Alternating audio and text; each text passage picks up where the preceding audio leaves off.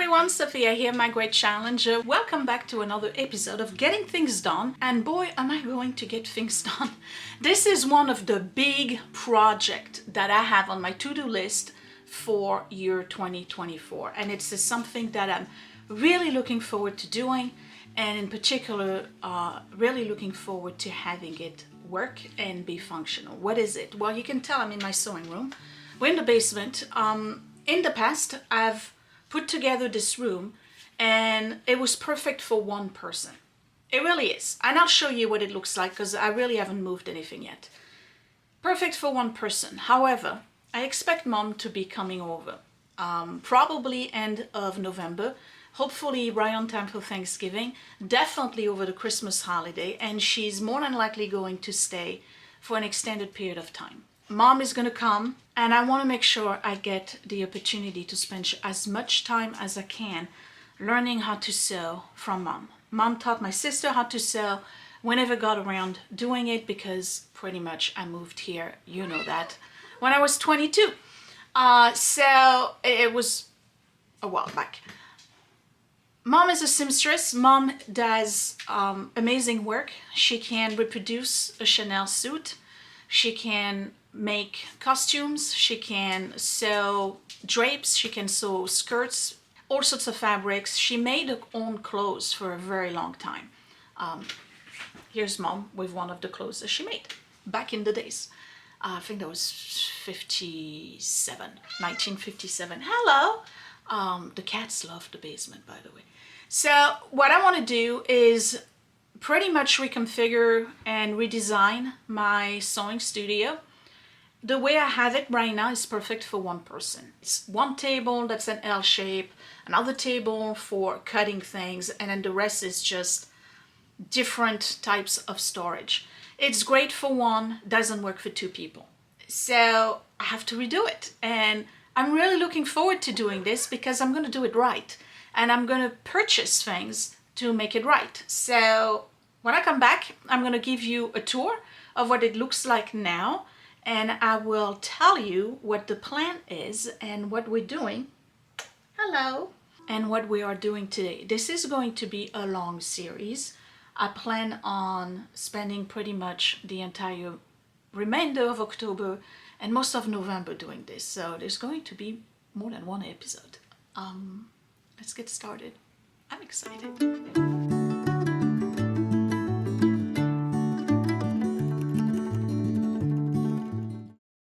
All right, so welcome to the basement. When you come down, you pretty much have this room. And if you know my channel, you've seen me put this together a couple of years ago, maybe 2 years ago. So it's not a large space, but I'm sure I can come up with something here. And then on this side over here, I had built this thing, which is basically two side table mini dressers that I had found on the street. And I added this platform L shape on it and made myself a sewing corner. So when you look at it, and here's my, that hasn't changed. I still haven't worn it. So when you look at it from the other side of the basement, this is pretty much the room that I have. So when you look at it from this angle, it's actually a fairly large room. The problem is this thing here, it's kind of like in the way, so I have ideas, all right? And let me tell you what I plan on doing. Obviously, this has got to go. I need two desks, either a long counter or two desks. So that's going to go over here. What I have to configure is whether I want kissing desks. This is going to have to go. Kissing desk or one long desk here, kind of like a counter with two sitting area for two machines. I have this machine here. That's the one I'm currently using. And then I have my brother that's over here. I have a Singer that's over there that my mom knows how to use because that's a model that she used to have. And then I have a serger. So obviously I need a sewing space. But if I do that, then I'm eliminating this. If I eliminate this table, I know the cell table, I'm going to put a picture right here. They are foldable and only for the purpose of cutting. And that's one of the purchases that I'm going to make. That table is gonna go over here because it's narrow when you file it closed, and then you can roll it out, open it, do whatever cutting you want to do. So I can do that in this whole area here. I have enough space. So obviously this I'm gonna have to put somewhere else. Right now I'm keeping all of my fat quarters in semi-orderly fashion. Yeah, I mean, it's still pretty okay. And then I have this one here. So this is where I keep all my large pieces of fabric and material. So these are the 2+ yardage. And I have more here of 2+ yardage. And then I also have all the quilts that I've made and old quilts that I have collected over the years. So all of that fabric, I got to figure out where I'm going to put it because it can't be in here. I found on the street a 1940s curio cabinet, which is perfect for long pieces of fabric and quilts. It's going to go right here. Since I'm removing this, I also found on the street 2 credenza type cabinets that have mirrored doors. They have a crisscross pattern. They're not the exact same ones. One is smaller than the other. The one that's smaller, I'm going to cut the feet and it's going to go on top of the other one. And that's going to be my entire storage for all of my extra fabric, my small pieces. And that won't go any further than here. So what it's going to do is free up all of the space here because it's only going to take this corner.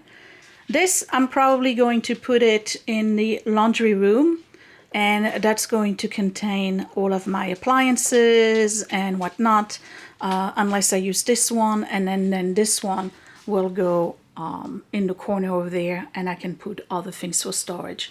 I have this machine here that you probably remember me picking from the streets. It's a number 3. That's the 3rd model from Singer.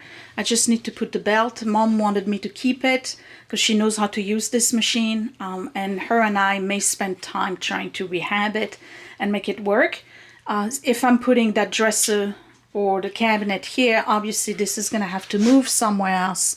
And I don't know, I can put it over there, or I can put it in the corner over there.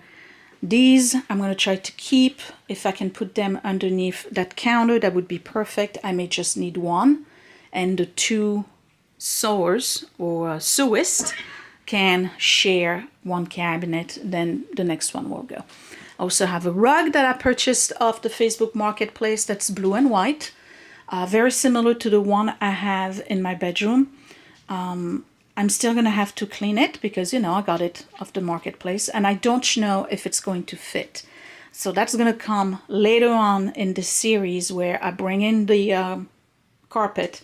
And the reason why I want a carpet is so that we're not cold. It's cold in the basement when the heat is not on. Like right now it's about 67 degrees or just about. One of the things I want to do is close this off. And that's going to be basically a curtain. I have beautiful fabric that I found. That's the reason why I'm doing blue. It's this Schumacher fabric right here. When I went on a garage sale, I purchased 2 big curtains. And what I'm going to do is do a flexible track that's rounded. And that's going to have the curtain here. And what it's going to do is pretty much cut any draft that comes in from this area here, because I have the back door of the house right there. And every time you open the door, in particular in the winter, all of that cold air comes right here. So we're going to close that off with a curtain to keep the drafts out and keep the heat inside the basement. And that's pretty much the goal. So what am I going to do today? So I know I've talked enough already and you want to see me do things. So what I'm going to do today is start working on the big curio that I found on the street, the one from the 1940s, because that's going to get entirely painted. I know a lot of people don't like the chalk paint on furniture, but it's very dark. It's a dark walnut, you'll see that. And what I'm going to do because I'm thinking blue. I'm going to do that today in addition to doing the inside, is chalk paint in blue, and the inside will be white. And I also have peel and stick paper. Here's the pattern that's coming in tomorrow. It's a toile, obviously. That's gonna go in the back. So today I am cleaning the piece of furniture, sanding it, painting it, probably painting the inside as well. We're going to transform a 1940s curio cabinet into a functioning storage cabinet for quilts and large pieces of fabric. Let's get started. So there's no doubt that the cabinet is going to be high and will block this window. You can see that the window is already blocked. It's not a problem. This window is underneath my back deck. There is very little, if at all, light coming through. So it's not something that's going to penalize me. The one window that's over here is looking into my neighbor's driveway, and it never has sunshine either, but it's a little bit of light. Otherwise, it's all electrical lighting. I gotta move this, prep the corner here, give myself some room, and Scott and I are going to bring that big piece of furniture and I'll get started.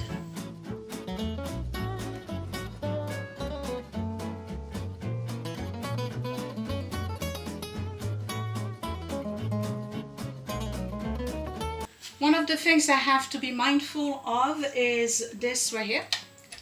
It's the light switch for this light, not the ones that's on the other side. I can, however, turn on and off from above my staircase in the entryway. So if I leave this on, it's not a problem. I don't have to try to have that piece of furniture forward. I can just put it against it and not use this switch and just use the switch over there. Yeah, so these are the shelves that go inside that particular cabinet, and you can see that it pretty much takes this wall perfectly.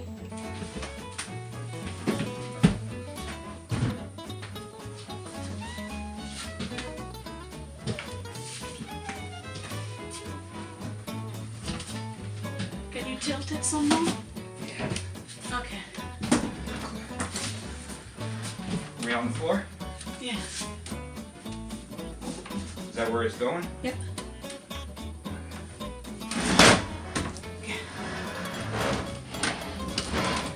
Thank you. Okay. So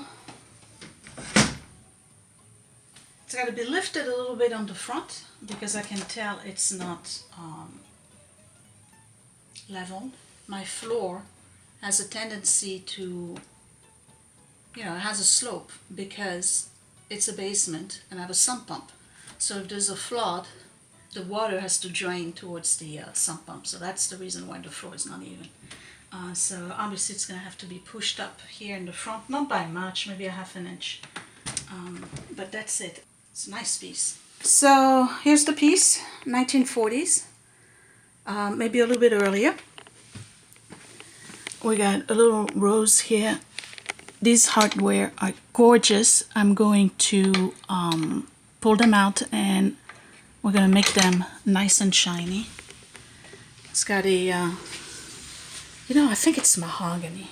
But anyway, little design here and then grooves here. And it has this design over here, curved on the top, which is kind of like a little problem because then I can't put anything on top. But that's just a hoarder's mind at play here. So when you open the drawer, this can be, I don't know, for patterns or, whatever other supply I may need. Turnwood here on the feet. It's a very nice piece. The problem, again, is that I cannot ID it. So I've tried to look under. I looked in the back. There is no label, no name. There's just a number. in the back. Let's look at it. Maybe it's a date, who knows. No, it just says 55, that's it. Could it be 1955? I don't know. I think it's model 55. I don't see anything in the back. First order of business is washing it. Let me get a bucket type, some rags, and we're gonna wash the whole thing from top to bottom. This is just hot water with Dawn detergent. That's it.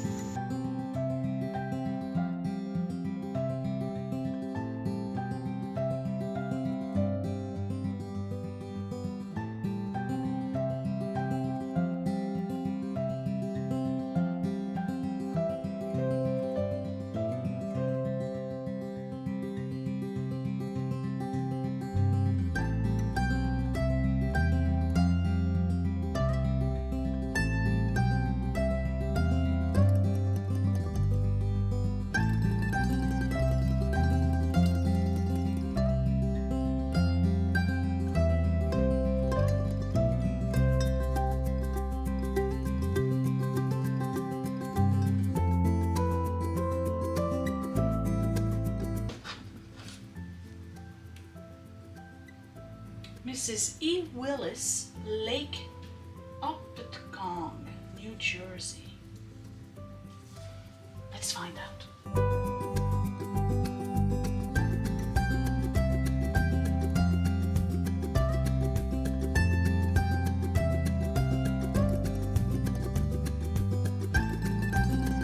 I love doing this stuff.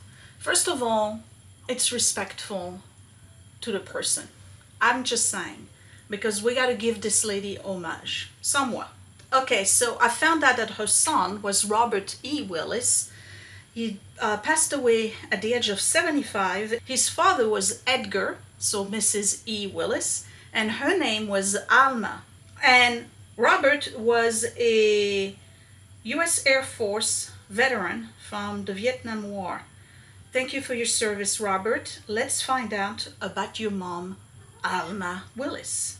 This is awesome. Here's a brief life history of Alma Hetty Lewis.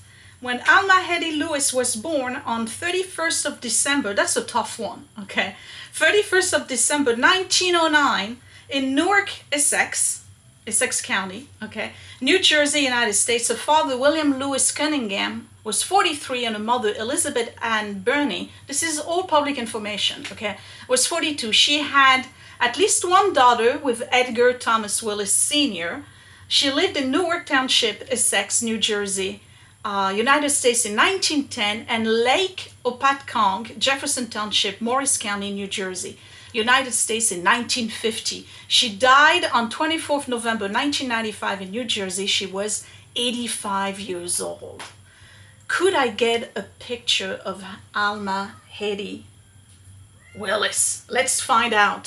So she moved to Lake Opatcong in 1950. This says 55 in the back. Could this be from 1955 when she moved, or did she purchase it in the 1940s? Because this is a 1940s design. This is not a mid-century design. This is fascinating, except that I'm going into a rabbit hole. I found her gravestone.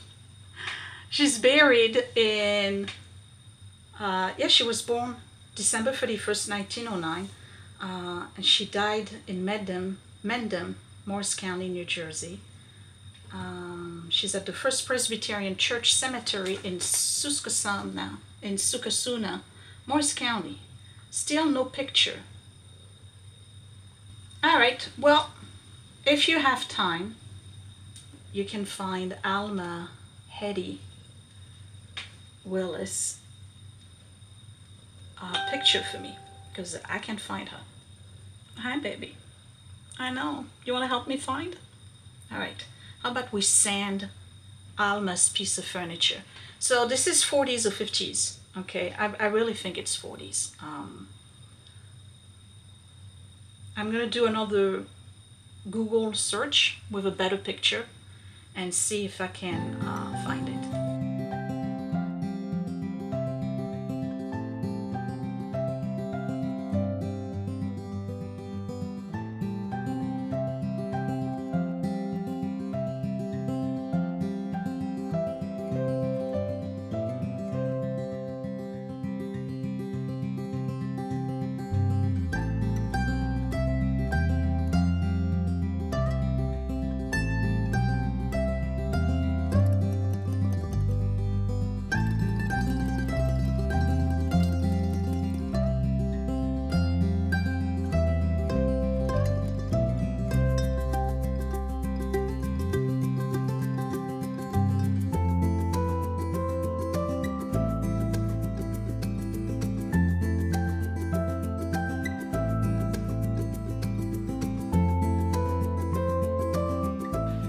hoping you can see the hardware. Look at this.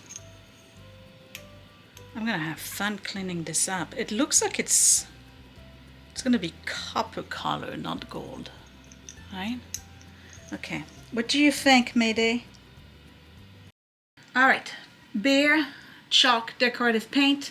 What I like about this versus the ones that are already tinted is that because it's Behr, or you know, any kind of a Sherwin-Williams, whatever, you can pick whatever color you want. And again, the one I picked is Infinite Deep Blue Sea, or Deep Sea. That's the color right here.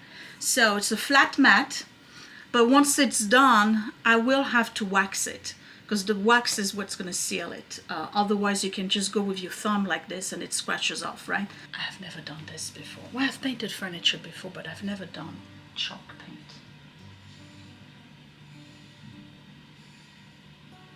Are you ready? Let's do the part right here. And how many coats are you supposed to put?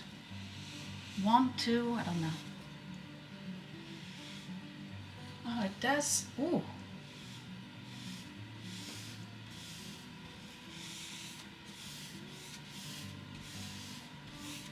It's, yeah, I'm gonna have to put 2 coats. It drags a little bit, but I think because it's a matte. Or you're supposed to put more on the brush.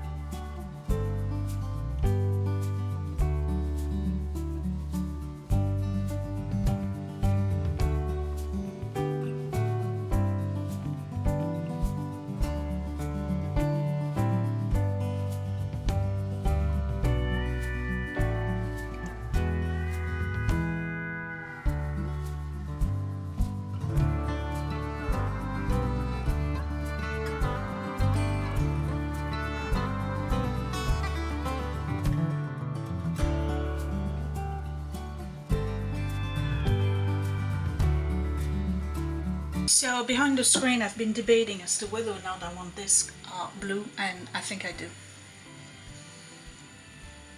So we're gonna do it in blue.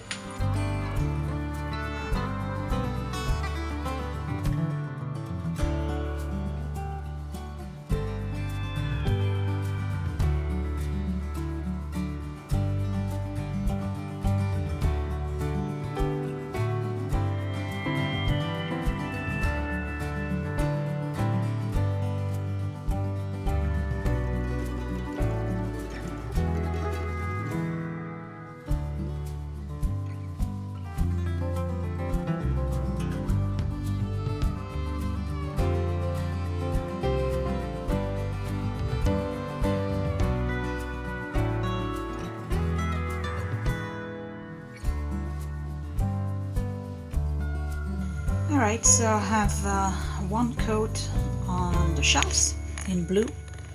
You can still see the wood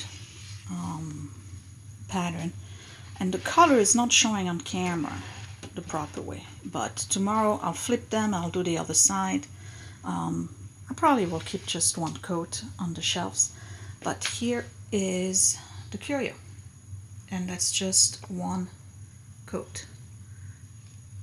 I'm not going to do 2 coats tomorrow. I'm not going to do the second coat tomorrow because I have other things I need to do. Or maybe I will, I don't know. That's what it looks like. Definitely tomorrow, so in this video when I come back, I will be doing the breasts. Okay, and maybe I'll do the second coat, but definitely gonna need to do a wax, what I gotta research right now. And the color is not showing right on my viewfinder. It's got green in it, you just can't see it on camera. what I gotta research is the type of wax I want to use. If I want to use a wax that has a hint of color in it, or if I want to do, because you can darken it with a wax, or you can lighten it with the wax, or you do a clear. I may just do a clear. The color, I see now, that's showing a little bit better. The color is really nice, really, really nice. Let me see the color again. Infinite Deep Sea by Bear. Gorgeous. It's really nice. I really like it. I'm not a fan of colored furniture, but for a sewing studio, it's fun, and I think it's gonna work out. So I'll be right back. All right, so this is day number 2, and what you're seeing is the cabinet with 2 coats of the chalk paint, and I think I'm gonna stop at 2, and decided to do clear wax. But I did receive the paper, and I'm going to apply it to the back, and then I'm going to call it a day.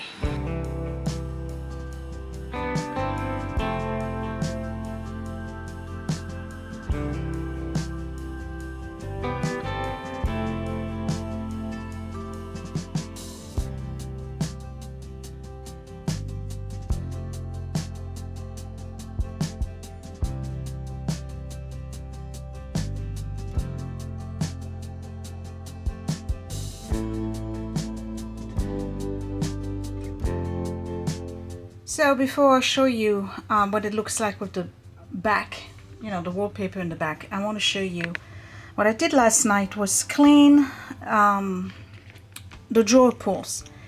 And I was very surprised to find out that they were not matching in color. So I didn't know if it was meant to be that way, but check this out. I went online and I was able to find this one right here. Not the medallion, but the pull right here. And the pool turns out to be a Victorian pool that belonged to a different drawer pool.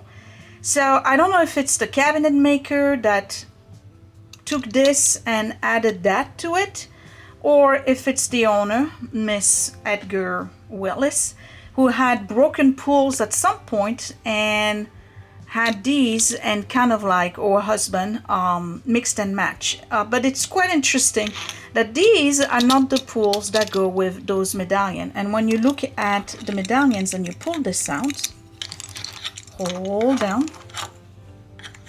Oh, now I can do it. Okay. You can see that those were supposedly going with a square one.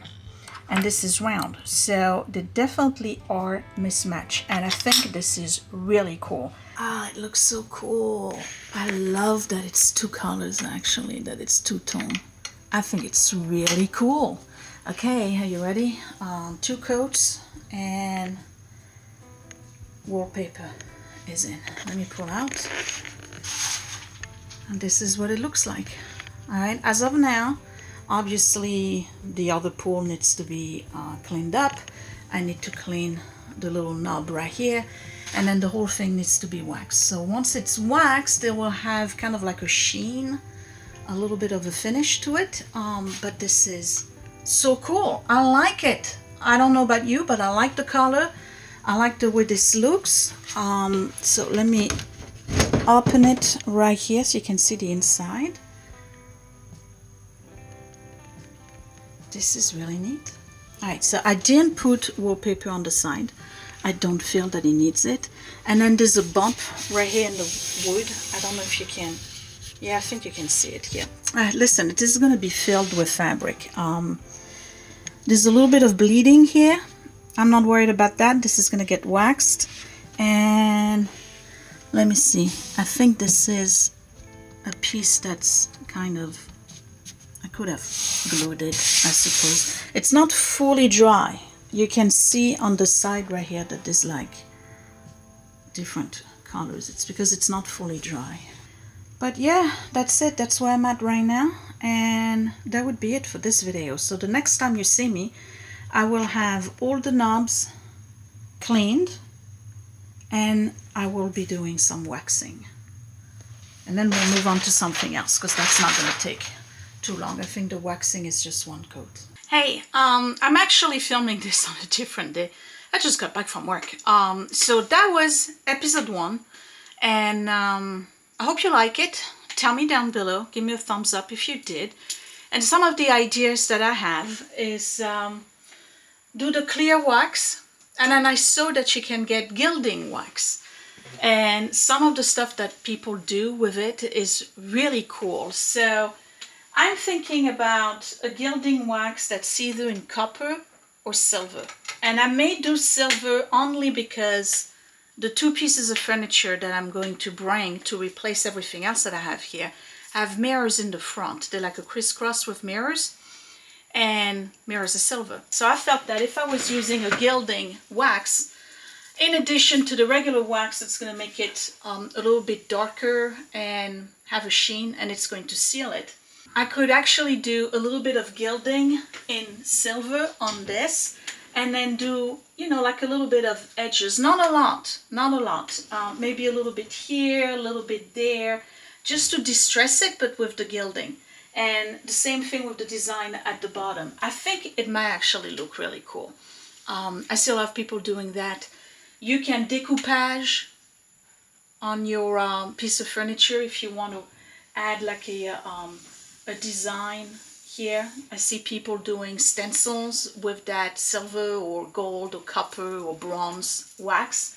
You can decoupage, meaning that you can bring in an actual design. Some companies will sell those. I've seen peacocks and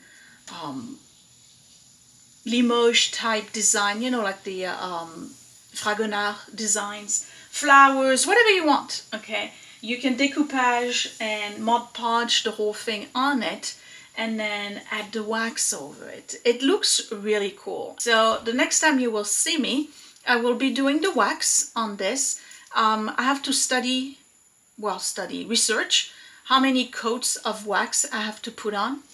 And I will do the gilding.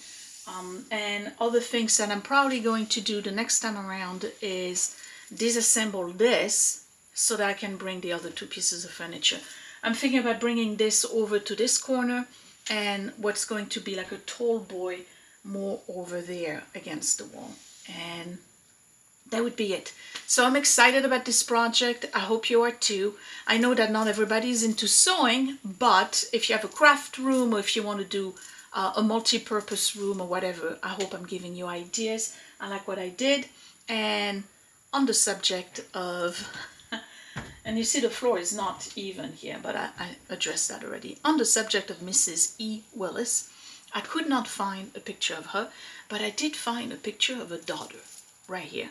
So I guess it was the grandkids or the great-grandkids who let go of this. And it's a shame. I'm giving it a second life. And I hope that Alma Hetty Cunningham Willis appreciates it and from above and will bless it. You can find me on Facebook or Instagram at mygreatchallenge.